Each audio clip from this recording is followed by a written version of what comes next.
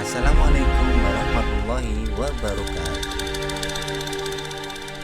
Sahabat, hari ini kita akan menjelaskan tentang struktur dan unsur kebahasaan teks ceramah. Ini materi bahasa Indonesia kelas 11 semester 1. Nah, apa saja yang dipelajari pada bab ini? Yang pertama adalah unsur-unsur ceramah. Yang kedua, struktur teks ceramah. Yang ketiga, contoh teks ceramah. Dan yang terakhir adalah kaidah kebahasaan teks ceramah. Unsur-unsur ceramah. Jadi unsur-unsur ceramah itu adalah hal-hal yang harus ada di dalam ceramah. Ada apa saja? Tentu saja yang pertama adalah harus ada penceramah. Harus ada orang yang ngomongnya di depan itu. Itu namanya penceramah. Kemudian sesudah ada penceramah juga harus ada pendengar. Jadi harus ada yang mendengarkan. Baru itu bisa dikatakan ceramah. Unsur yang ketiga yang harus ada adalah materi ceramah. Materinya apa? Topiknya apa? Sehingga pada saat berceramah pendengar bisa mengetahui materi apa yang disampaikan oleh penceramah tadi. Kemudian yang harus ada adalah metodenya seperti apa. Metode ceramah ini penting, makanya dimasukkan ke dalam unsur-unsur ceramah. Kemudian yang terakhir adalah media ceramah. Medianya harus ada, jadi alatnya harus ada.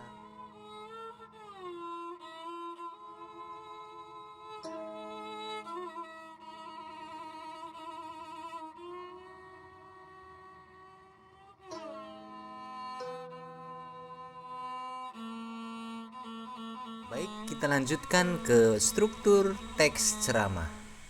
Ada 3. Yang pertama adalah pembuka, berupa pengenalan isu, masalah, pandangan penceramah tentang permasalahan yang dikemukakan.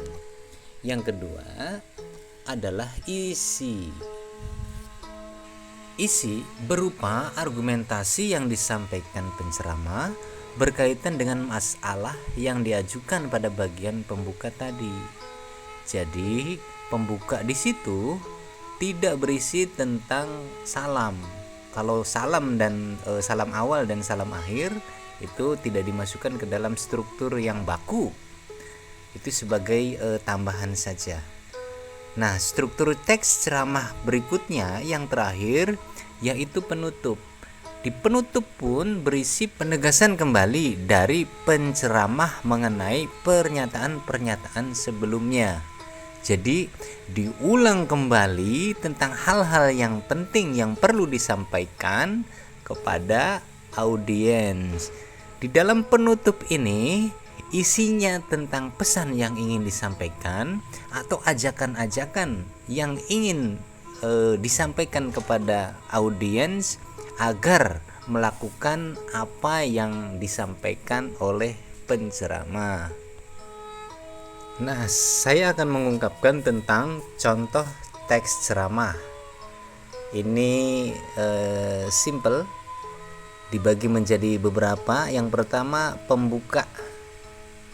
Nah, pembuka isinya salam. Lalu isi dibagi menjadi 3. Pertama, isi pengantar.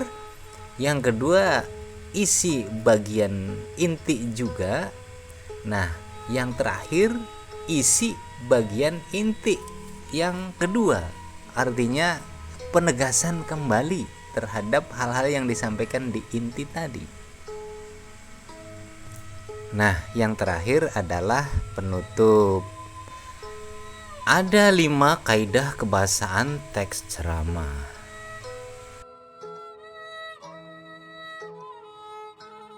Yang pertama adalah kalimat imperatif. Yang kedua, kata ganti atau pronomina. Yang ketiga, kata kerja mental. Yang keempat adalah kata-kata teknis. Yang kelima, kata majemuk bertingkat.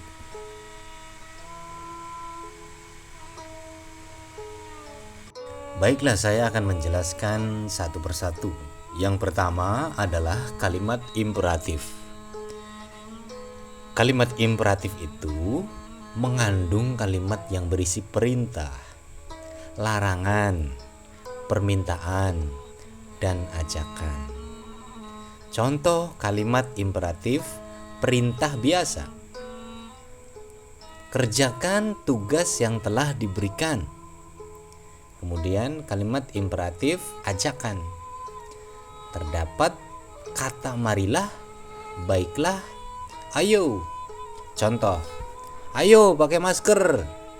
Itu mengajak agar orang atau audiens memakai masker.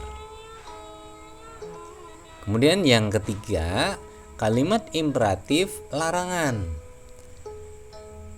Terdapat kata dilarang atau jangan. Contoh, jangan berlaku seenaknya. Itu sudah masuk ke dalam kalimat imperatif larangan. Yang terakhir adalah kalimat imperatif permintaan. Kalimat perintah halus dan menggunakan kata tolong. Kalau tolong berarti itu halus. Contoh, tolong bantu aku. Itu merupakan kalimat imperatif permintaan. Selanjutnya, kata ganti atau pronomina.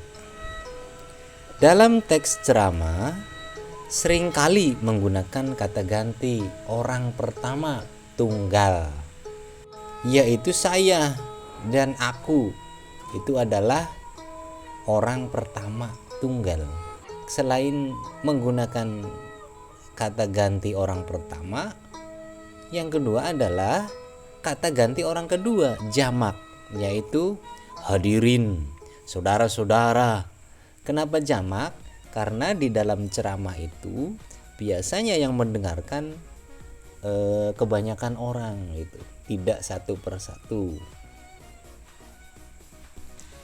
Nah, di dalam kata ganti atau pronomina juga dibagi-bagi. Ada pronomina persona, ada pronomina penunjuk, ada pronomina penanya, ada juga pronomina posesif. Pronomina persona mengacu pada kata ganti orang seperti saya, aku, Anda. Kemudian pronomina penunjuk menunjuk seraya membatasi benda. Contoh, ini, itu, sana, sini, dan lain-lain. Kemudian ada pronomina penanya, kata ganti yang menggantikan sesuatu yang ditanyakan. Contoh, siapakah atau siapa, itu ya, itu kata ganti yang menggantikan sesuatu yang ditanyakan. Kemudian pronomina posesif menyatakan hubungan kepemilikan. Contohnya ku, mu, nya, pokoknya yang di akhir-akhir kalimat. Itu namanya pronomina posesif tentang kepemilikan siapa, begitu ya. Selanjutnya tentang kata kerja mental. Kata kerja mental adalah jenis kata kerja yang mengekspresikan respons atau sikap seseorang terhadap tindakan, keberadaan, atau pengalaman. Kata kerja mental juga disebut sebagai verba tingkah laku. Kemudian Ciri-cirinya, yang pertama, menerangkan kata persepsi atau kata kerja yang berkaitan dengan panca indera. Contoh, mendengar, menangis. Kemudian yang kedua, menerangkan kata kerja afeksi berkaitan perasaan psikologis. Contoh, khawatir, sedih, dan lain-lain. Yang ketiga, menerangkan kata kerja kognisi berkaitan dengan memahami sesuatu. Contoh, berpikir, memahami. Kemudian contoh pada kalimatnya seperti ini.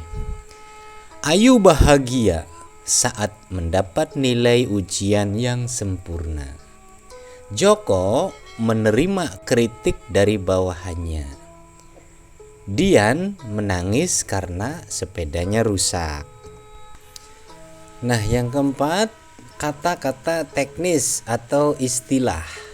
Kata teknis atau istilah biasanya digunakan dalam ceramah dan selalu berhubungan dengan topik yang dibahas.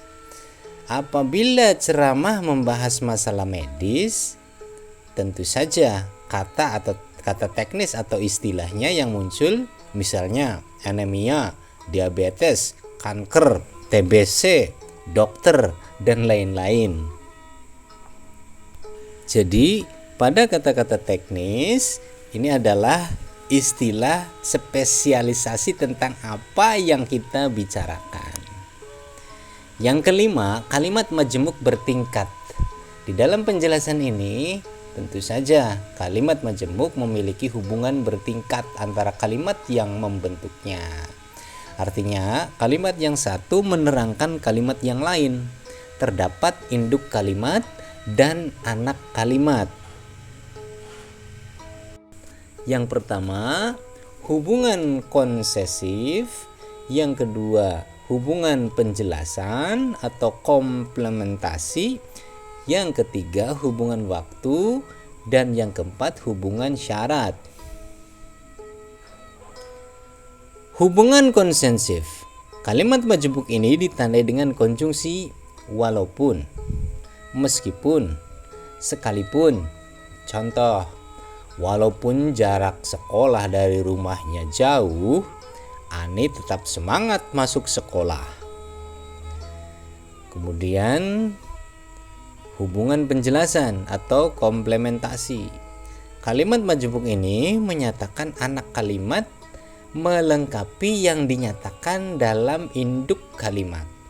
Ditandai dengan konjungsi bahwa. Contoh, Ali mengatakan bahwa ia akan pergi ke rumahmu. Kemudian yang ketiga, hubungan waktu, menunjukkan hubungan waktu antara induk kalimat dengan anak kalimat. Ditandai dengan konjungsi sejak, ketika, sesudah, lalu, kemudian, dan lain-lain. Contoh, sejak kecil Doni sudah mandiri. Hubungan syarat menyatakan bahwa anak kalimat sebagai syarat terlaksananya induk kalimat. Ditandai dengan konjungsi jika, kalau, asalkan, apabila, dan lain-lain. Contoh, aku mau pergi denganmu asalkan tujuannya jelas. Nah, supaya lebih jelas, sebagai catatan bahwa konjungsi itu adalah kata sambung ya. Jadi kata sambung seperti yang dijelaskan di awal tadi. Tujuannya untuk apa? Tujuannya agar kalimat yang kita jelaskan itu mempunyai pertalian, mempunyai hubungan antara satu kalimat dengan kalimat yang lainnya sebagai penjelas. Apakah penjelas waktu atau penjelas alasan, penjelas tujuan, dan lain-lain. Kemudian ada lagi hubungan pengandaian. Konjungsi ini menyatakan bahwa anak kalimat sebagai andaian atau impian jika terlaksananya induk kalimat. Ditandai dengan konjungsi seandainya, andaikan. Contoh, Aldo tidak akan menjadi seperti ini seandainya dia mau mendengarkan kata-kataku. Kemudian berikutnya, hubungan tujuan menyatakan bahwa anak kalimat sebagai tujuan atau harapan terlaksananya induk kalimat. Ditandai dengan konjungsi agar, supaya, biar, untuk, dan lain-lain. Contoh, nilai-nilai kesopanan perlu ditanamkan agar anak mengerti cara berperilaku sopan kepada orang lain. Yang G, hubungan perbandingan menyatakan bahwa anak kalimat sebagai perbandingan dengan induk kalimat. Mungkin ada yang bertanya-tanya anak kalimat dan induk kalimat ya. Nah, yang anak kalimat itu adalah berada di sesudah induk kalimat. Intinya kalau induk kalimat itu adalah kalimat yang awal, inti kalimat, lalu dijelaskan. Nah, penjelasnya itu dinamakan anak kalimat. Contoh seperti ibarat, laksana, sebagaimana, dan lain-lain. Contoh, lebih baik mencegah daripada mengobati. Baik, yang H, yang terakhir hubungan cara ditandai dengan kata dengan, tanpa. Contoh, dia membaca puisi dengan penuh penghayatan. Demikian saya akhiri. Wabillahi taufiq wal hidayah. Wassalamualaikum warahmatullahi wabarakatuh.